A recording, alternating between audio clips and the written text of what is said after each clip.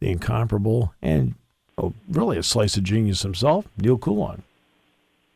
I am here in a survival mode, I think, at this point. Going on 48 hours after the latest Steelers effort that they put on Sunday.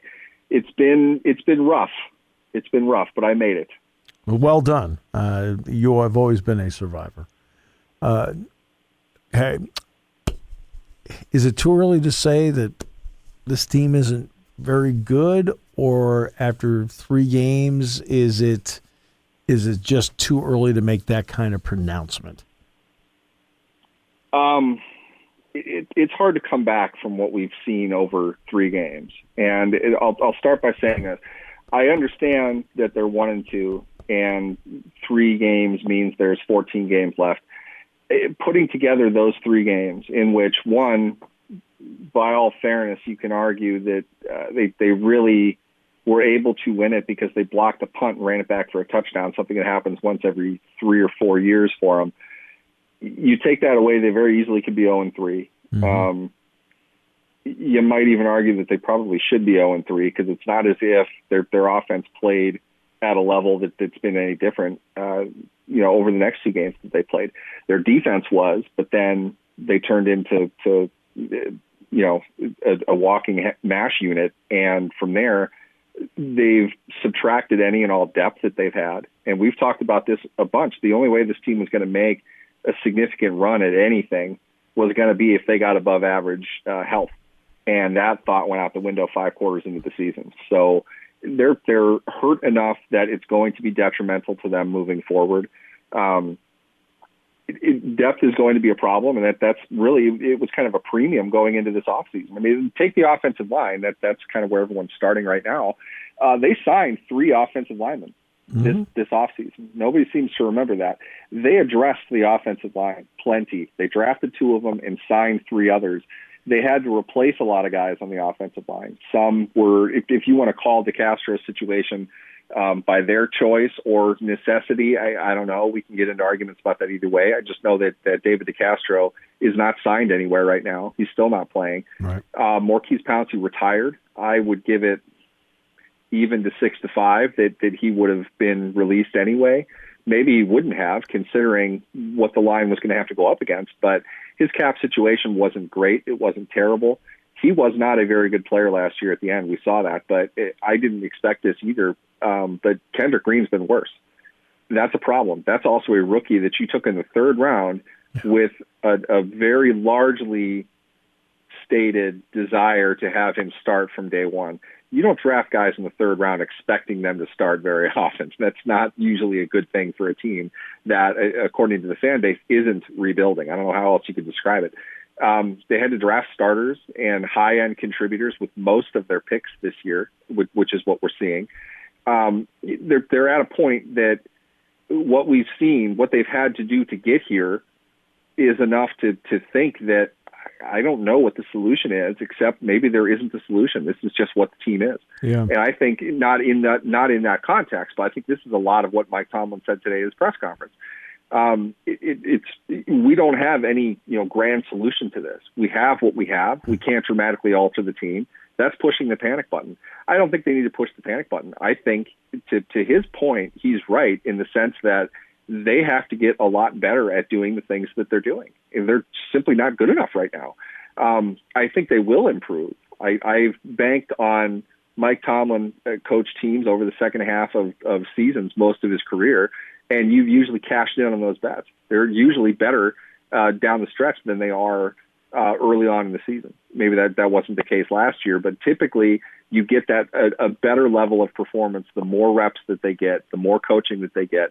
I think that's going to happen here. But I also said, you've heard me, this is a team that's going to have 2 3-game losing streaks and 1 4-game winning streak at one point. Yep. They're going to be very up and down, and this is absolutely a down period for them. And it doesn't get any easier for them this weekend either. All right, so let's address Ben Roethlisberger now at this point. One of my bigger complaints about young quarterbacks in the NFL, and I think of specific guys, not just the rookies like Wilson and Lawrence and Fields, but even a young guy like Daniel Jones of the Giants. You'll be faced with 3rd down and 10, 3rd down and 12, and they'll just sit there and they'll take the completion on some check down that gets them about 5 or 6 yards shy of the first down. Instead of, hey, step up, look around, make a play, get it beyond the sticks. At the end of that game, on 4th down, and I realize Najee Harris ended up with 14 catches in the game. Ben Roethlisberger did that. I don't ever remember Ben Roethlisberger doing that. Ever. What did that tell you? I hate to say this because I don't like to suggest I know what a player is thinking, but in all honesty, watching that play, if Ben would have said, "That's on me, I forgot what down it was," I'd have believed him, because the decision was baseless. There's no reason for him to check down. He wasn't even pressured. Right, that's my point. That's my point about the young quarterbacks. Every time I look at them, they're not being pressured, but okay, look what I did. I checked down. No, get the ball down the field. You have to have that sense of urgency, and you have to know the situation. I mean, why are you going for it from your where were they, the 16? Yeah. Something like that. Why are you going for it on 4th down in that situation? I honestly, I think it's just as plausible that he forgot what down it was as anything else. If you think about it, he has no reason to do that in that situation. None whatsoever. He threw 58 times in that game. 3 of them might have been uncontested, not pressured. That was one of them. It was a good blitz. I thought Cincinnati, what's not being given a whole lot of credit to in this game, Cincinnati had a good defensive game plan. They did a great job. That's a good defensive team. Yes, it is. They're getting better. You're going to see them playing some really good football this season.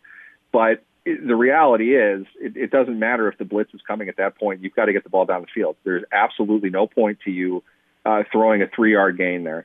Get it to the end zone. They pick it off. At least, they only gain 5 yards of territory on you. It's not that big of a deal, and you gave your team a shot at the end zone.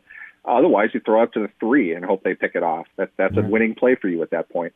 I don't think that Ben is the type who makes those mistakes very often.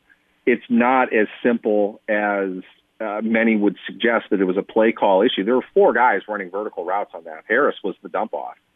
For Ben to go short immediately in that situation without any pressure, it's a lack of awareness of the situation that he was in. I honestly think he somehow or other blanked on what down it was. I don't want to put that action on him. People make mistakes. You're going to let Ben off the hook for a mental mistake here and there. He's played well enough over his career. I agree. As I've said a dozen and a half times on this segment, much smarter quarterback than he'll ever be given credit for. Ben knows what he's doing on a field.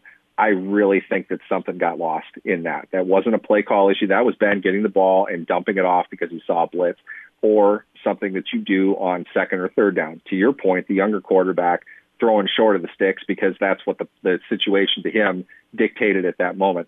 Don't turn the ball over. Live to fight another day. Every drive that ends with a kick is a positive drive. All that. That works on 3rd down. Doesn't work on 4th down, obviously. So I think he just got lost in what the situation was. There should have been a play made down the field, right? And Ben will be the first one to say that. I think he kind of copped to that a little bit, but not good. It's not good, and not a good situation in any area of the offense to have it come down to that, demoralizing even. It was embarrassing. I think everybody saw that. Yeah. All right, so what's the injury situation look like? I mean, TJ Watt, the only thing that worked for him last week was direct deposit. So it's cold. He had a nice direct deposit, a lot better than mine. Yeah, no kidding. From what Mike said today, and it really wasn't particularly insightful, which it usually isn't. It sounds like he'll practice, and the common cliche is he's going to let practice participation be his guide. We'll see how much Watt can get through. Soft tissue injuries like that don't just come back. I know. He's going to be hampered by this to some degree most of this season. If they can get him through to the bye week now, I think they'll be really excited if he's able to play at 85% production. I'm not sure if we're going to be able to see that, but they can't go to Green Bay without TJ Watt getting on the field. At this point, you have to. This is why you signed him. I understand that there's a risk for the rest of the season, but you're staring at 1-3. You're already 7-point underdogs going on the road. you haven't looked good offensively. You haven't looked good in 3 games. You're looking a lot worse defensively than where you started. You have to get him out there. It's just that simple. So I would imagine we'll see Watt giving it his best to get out there. Yeah. Chuks Okorafor is still in the concussion protocol. I'm not sure what the situation is going to be with him or how the Steelers are going to survive if even he can't play. Maybe it's addition by subtraction. I'm not sure. I hope he's okay, but I thought he would play a lot better this season than he has. Juju Smith-Schuster, it's something that they're continuing to monitor. Another practice participation will be our guide guy. Who else was there? I'm not sure. There are a lot of them. Yeah, there are a lot of them. There are a lot of them. The IR guys, you have Stephon Tuitt, Zach Banner, and Anthony McFarland. Of those players, you've got Tomlin left the door open to that. He didn't really suggest that they expected any of them to be brought off IR. They made a transaction today, apparently, that cut Jameer Jones and signed Derek Tuska from the practice squad to the active roster. So if I would think if they were going to make a move with one of those players, they would have done that already today, but not a necessity. It's possible that they still could do that, but Mike doesn't really get into specifics. Everything I've heard is it wasn't all that expected that any of those players would come back after the mandatory 3-week period. So maybe it's another week for them. I'm not sure, but they definitely could use all 3 of them for a variety of different reasons. What do you think of Najee Harris so far? I think he's a rookie running back. I think he missed a couple opportunities in this game. To be fair, as easy and kind of enjoyable in a way it is to kind of rip on the offensive line, I thought they did all right at times yesterday. I thought we saw a little bit more from them in the ground game. Najee just didn't trust it. He didn't run to the hole. He ran like a college running back, I guess is the way that I would put it, which is you get to the line, if that hole is not the size of a Mack truck, I'm going to bounce it outside because I can out-athlete whoever they've got on the end and make a play upfield. I can get to the outside and get fast to the edge. You can't do that in the NFL. He had a couple times that I recall going back and looking at it again, he had what I think would have been a hole for a 3, 4, 5-yard gain, and he didn't take it. He hesitated. He bounced to the edge a little bit, cut off any momentum that he had, and he didn't go anywhere. So it's not entirely a fault of the offensive line right now. Certainly they have, a good amount of the share of responsibility on it. Harris needs to learn to run like an NFL player, and that's true of every rookie running back. Mm-hmm. They don't come into the league at the level of Jim Brown. They need to work. They need reps, and they need film. He needs to take a look at that and say, this is an open hole in the NFL. You need to get through that. You can't wait. You can't look at the line after you get the ball. You have to get through there. They blocked the play well. It was an inside zone play that he had an opportunity to get upfield. And like I said, I'm not talking, an 80-yard run or anything, but it could have been 6-7 yards. And for an offense, at this point right now, Najee Harris has, I saw this stat today, 12 yards after contact right now. 12 yards after contact on 40 carries. If that's his number, any opportunity he gets where there is not 2 guys at the line of scrimmage when he gets the ball, he's got to be able to take that. And sometimes you have to have a short memory. You need to forget about the fact that you've had a pretty high level of conflict when you've received the ball most of the time in your NFL career. You've got to be able to step it up and make the plays your team needs you to make when you have the opportunity to make them. That's rookie stuff, though, to be honest. If Javonte Williams was the guy they drafted, I would probably find examples of that as well. There are things that they need to learn, the younger players. I like what Najee did at times in the passing game. I don't think he's quite the receiver that they've sort of made him out to be. In other words, they honestly put off the idea that he's going to walk on the field and be Le'Veon Bell immediately. They're going to give him the opportunity to do that, but can the offense sustain itself if he's the guy that's carrying everything? That answer to me is no, and we've seen it. I don't think the offense is good enough to handle running being their primary weapon, and that's why Ben Roethlisberger threw 58 times on Sunday. Yeah. Not a good stat at all. Harris, he's not going to be good enough to sustain a lot, and yes, the offensive line is a part of that as well, but generally speaking, he's the guy with the ball. He's the one that you're going to be looking at. He's not generating enough offense in my mind. Probably a little bit worse than I thought that he would be as a runner, but I'm encouraged about some things in the receiving game. He's made some nice plays in the open field. He's putting the work in. I don't want to take that away from him at all. He hasn't had a ton of opportunities, and he's getting beat up and doing it. So at the very least, he's earning his stripes. I do think, honestly, he was more of a pick that they hoped could get them through this season at a reasonable level and improve from where they were last year. But I used to joke that they had nowhere to go but up from where they were last year. But no, they found a new low this year. And Harris, unfortunately, is the guy that's going to get a good chunk of the blame of that. The jury's still out. I think he's done some things, but he's still got work to do as a young player, and clearly the entire unit has a lot of work they need to do. When the letters change from SEC to NFL, you don't break as many tackles for some odd reason. How are the fans reacting? Because you hear a lot of reaction. How are they reacting to what they're seeing right now? Because they're not used to seeing this.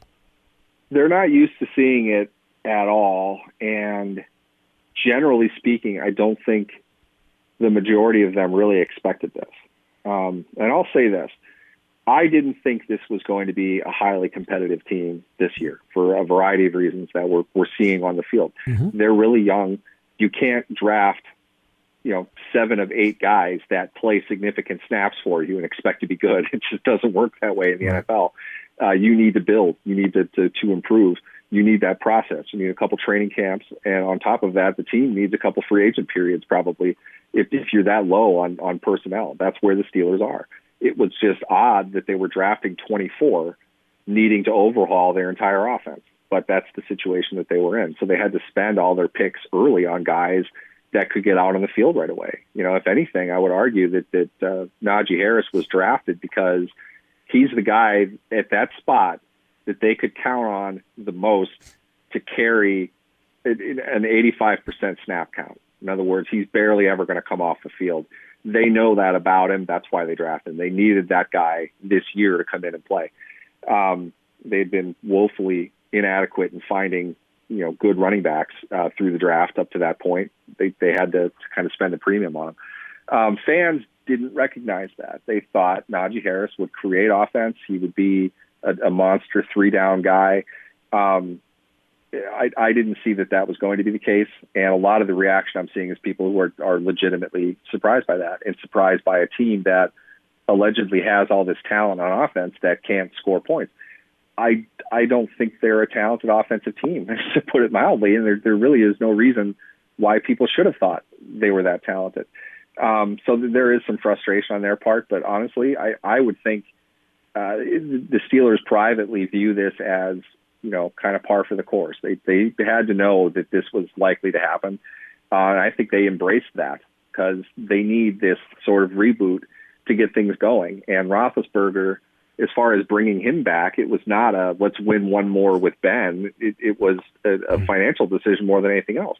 The dead money that he would have cost if they cut him, where they were drafting, the available talent in free agency, and the lack of cap space to go sign another quarterback if they cut Ben, he was their best option. It was Ben or it was Mason Rudolph. If you're going to sit and tell me that Mason Rudolph could navigate his way through this offense right now at a successful level, I'm not sure which guy you're watching, but it wouldn't happen any better.